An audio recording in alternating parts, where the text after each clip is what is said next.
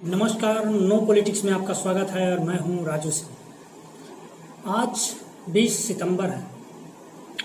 कल यानी 19 सितंबर के दिन 2 विकेट गिरे, एक पंजाब और दूसरा वेस्ट बंगाल में, मतलब पश्चिम बंगाल। पंजाब के कैप्टन को नवजोत सिंह सिद्धू के बड़बोलेपन की फिरकी ने आउट कर दिया। देखते ही देखते कांग्रेस की सरकार ने जो उनके मुख्यमंत्री थे उनको इस्तीफा देना पड़ा। मामला यहाँ तक बनाया कि दोनों में इतना टकराहट आ गया है कि बीच में सोनिया गांधी को इंटरफेयर करके और कैप्टन को इस्तीफा देने के लिए मजबूर किया गया और कैप्टन ने अपना इस्तीफा सौंप दिया। इससे बीजेपी वालों में हर्ष की लहर दौड़ गई है। उनके मन में बहुत ऊंचे ऊंचे सपने हिलोरें लेने लगी कि वाह, ये देखो, कांग्रेस में लोकतंत्र का कोई चीज नहीं है, लोकतंत्र नाम की कोई चीज नहीं है। देखो, कांग्रेस में आंतरिक कलह ने ये कर दिया, वो कर दिया, नवजोत सिंह सिद्धू ने ये कर दिया, वो कर दिया। लेकिन अपनी ओर आके देखिए, आपका एक पूर्व का केंद्रीय मंत्री वो आपकी पार्टी को छोड़ करके तृणमूल कांग्रेस में जाकर ज्वाइन कर गए। आप ये सोचिए, आप सोचते रहिए कि वो व्यक्ति आज से 3 महीना पहले तक बीजेपी के गुणगान गा रहा था, बीजेपी की तरफ से प्रचार कर रहा था, विधायकी के लिए खड़ा था। वो हारने के बाद उससे मंत्री का पद छीना गया केंद्र में, और मंत्री के पद छीनने के बाद उसने इस्तीफा दे दिया। बीच में मान मनोवल चली, काफी मान मनोवल होने के बाद फिर उसने कहा कि ठीक है, मैं पार्टी नहीं छोड़ रहा हूं, मंत्री पद छोड़ गया। फिर मान मनोवल हुआ, मानने के बाद फिर वापस आए। फिर 19 सितंबर के दिन फिर वापस तृणमूल में जाकर मिल गए। इसमें 2 परिप्रेक्ष्य हैं, दोनों तरफ से हमको देखना पड़ेगा। एक, हम लोगों को बाबुल सुप्रियो की तरफ से भी देखना पड़ेगा, और दूसरी बीजेपी वालों की तरफ से भी देखिए। एक तीसरा परिप्रेक्ष्य भी है जनता का। जनता तो सबसे लास्ट में ही आती है, तो सबसे अंत में बात करेंगे जनता का क्या परिप्रेक्ष्य होना चाहिए। पहले बात करते हैं बीजेपी वालों की। जो बीजेपी है और बीजेपी के जो आईटी सेल हैं, वो ये प्रचारित कर रहे हैं कि देखो कितना धोखाबाज व्यक्ति है, बहुत धोखा देता है, देखो धोखे देकर चला गया। अभी 4 महीना पहले हमारी तरफ से चुनाव लड़ रहा था, चुनाव हारा, मंत्री पद गया, और देखो उधर चला गया, हाय उधर चला गया। और दूसरा है बाबुल सुप्रियो का परिप्रेक्ष्य। बाबुल सुप्रियो जब वहां से चुनाव हारा, यहां से उसके मंत्री का पद छीना गया, वो क्यों ना तृणमूल में जाए, क्यों ना जाए बताइए। बीजेपी में वो क्यों रहना चाहे, कोई बीजेपी में क्यों रहना चाहेगा? आप इसका एक कारण हमको बताइए। आपके पास कोई जवाब नहीं होगा, क्योंकि बीजेपी अपने लोगों के लिए खड़ी नहीं होती है। बीजेपी गुंडों के लिए खड़ी होती है, उसके लिए तमाम संवैधानिक सुविधाएं प्रदान की जाती हैं, तमाम राजनीतिक सपोर्ट दिए जाते हैं, लेकिन अपने लोगों के लिए बीजेपी कभी खड़ी नहीं होती। आप जाकर देखिए, लाखों लोग आज भी वहां से पलायन करके आसाम में जाकर बसे हुए हैं। उस समय हिंदू पिट रहे थे, मारे जा रहे थे, वहां के गुंडे, तृणमूल के गुंडे वहां के घर से चुन चुन कर आग लगा रहे थे, घरों को बलात्कार कर रहे थे, मार रहे थे, काट रहे थे, और नरेंद्र मोदी जीत की बधाइयां दे रहे थे। एक ट्वीट तक नरेंद्र मोदी ने नहीं किया अपने लोगों के लिए। फिर कौन उनके साथ खड़ा होना चाहेगा, और क्यों होना चाहेगा? अपने लोगों की लाशों पर राजनीति करना सीखना है तो बीजेपी वालों से सीखिए। इससे कई गुना अच्छी तो तृणमूल है, जो अपने गुंडों मवालियों के लिए सड़क पे उतर करके सीबीआई को घेर लेती है, और सीबीआई को छोड़ना पड़ता है अपने गुनाहगारों को। जो घोटालेबाज हैं उनको छोड़ना पड़ता है सीबीआई को। आपने देखा होगा, सीबीआई के पूरे ऑफिस को घेर लिया।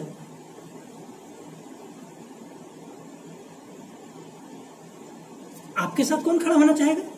आप एक ट्वीट नहीं कर सकते हैं, कौन आपके लिए खड़े होगा? बोलिए। मैं तो कहूंगा बिल्कुल जाना चाहिए तृणमूल कांग्रेस के साथ। मैं जानता हूं इसमें भी कुछ आएंगे मास्टर स्ट्रोक वाले, हमको सुनाएंगे, सुनाइए, लेकिन आप सोचिए कि आपके लिए कौन खड़ा होता है।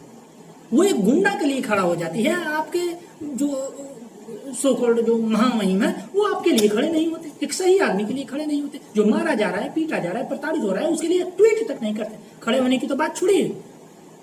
आप अंदाजा लगाइए कि अगर परिस्थितियां बिल्कुल उल्टी होती, नरेंद्र मोदी जी अगर बंगाल के मुख्यमंत्री होते और ममता बनर्जी आज केंद्र में बैठी होती, तो बंगाल वाली घटना को लेकर के ममता बनर्जी ने क्या असर किया होता, आपको अंदाजा है? आपको अंदाजा नहीं है, बिल्कुल अंदाजा नहीं है, क्योंकि अब बंगाल में नहीं है।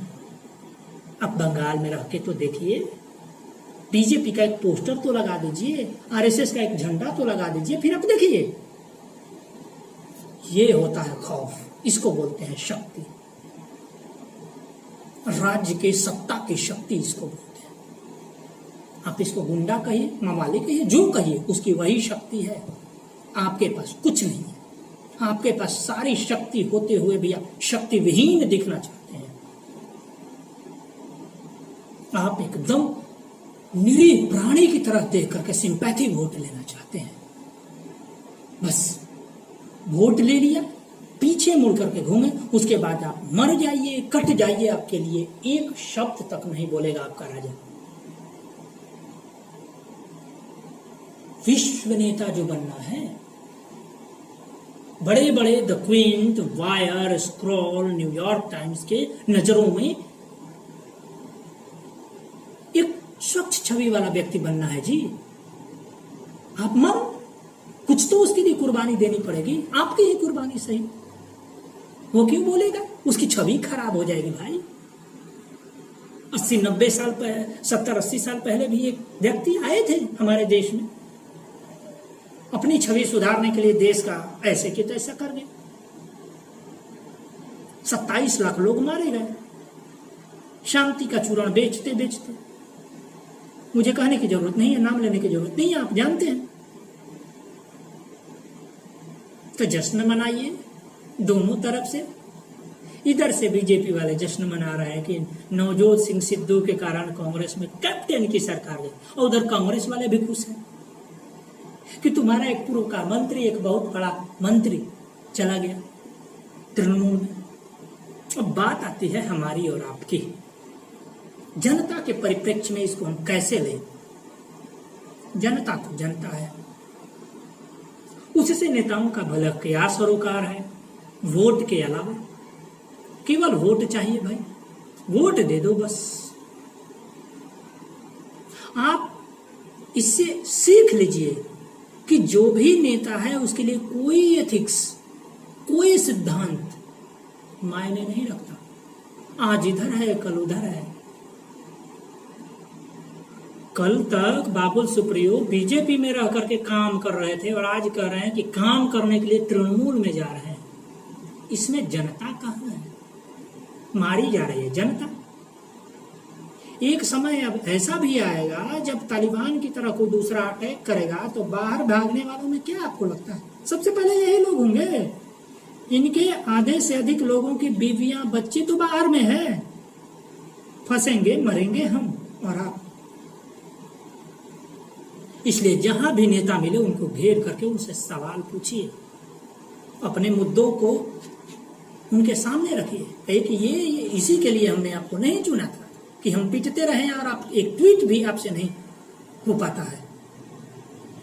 आपने वो एक फोटो देखी होगी जब ममता बनर्जी दिल्ली मिलने के लिए आई थी प्रधानमंत्री जी से।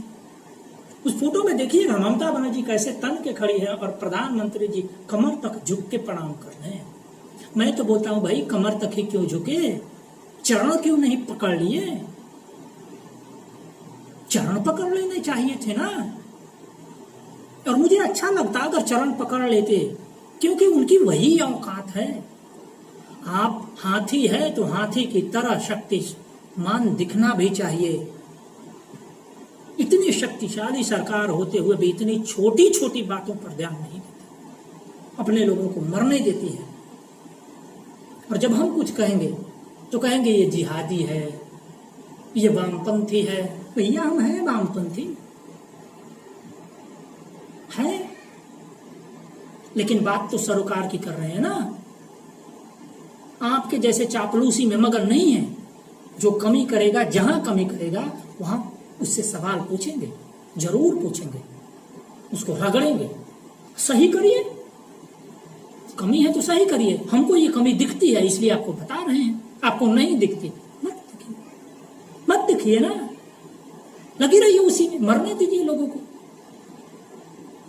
फिर ऐसे में आपसे कौन आपके साथ आएगा बताइए? एक आदमी की छवि के लिए पूरे कितने लोगों को मरवाया गया पश्चिम बंगाल में, और मरते हुए देखते रहे लोग, और इनके शीर्षस्थ नेता पहुंचे और 5 स्टार होटल में मैं शपथ लेता हूं कि संवैधानिक तरीके से इसकी लड़ाई लड़ेंगे। संवैधानिक तरीके से? गुंडों की लड़ाई संवैधानिक तरीके से लड़ी जाती है? क्या बात करते हैं? कौन आपके साथ रहेगा? बिल्कुल सही किया, जाना ही चाहिए। क्यों हम उसको दोष दें? उसको भी जान की डर है, आप तो कुछ करेंगे नहीं, रहना उसको है वहां पे, खींच के किसी दिन पब्लिक लिंच कर देगी। आपके हाथ में इतनी शक्ति होते हुए भी एक ट्वीट नहीं होता है सैकड़ों लोगों के मारे जाने पर, फिर एक आदमी के मरने पर आप क्या करिएगा? कोई भी जाना चाहेगा तृणमूल की तरफ, आपका झंडा कोई नहीं उठाएगा। क्यों उठाए? जो पार्टी अपने गुंडों के लिए भी खड़ी रहती है, झंडा उसी के लिए उठेगा ना, आपके लिए कौन उठाएगा जी? कोई नहीं उठाएगा। इसलिए आप जनता है, जनार्दन है, आपको सोचना चाहिए।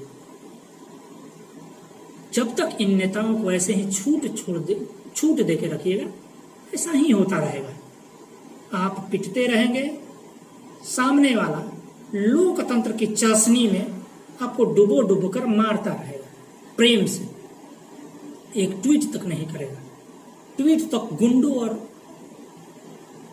देशद्रोहियों के लिए होता है, इनका रिजर्व है उनके लिए, हमारे लिए नहीं है। बाकी की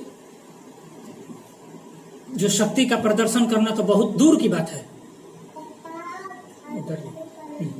वही स्थिति है। ठीक है, इसलिए हमें और आपको सोचने की जरूरत है। बस यही कहना था। नया चैनल है, पहला वीडियो है। आज 20 सितंबर का दिन है, इसलिए सोचा, संडे है इसलिए सोचा रिकॉर्ड करके आप पे डाल दूं।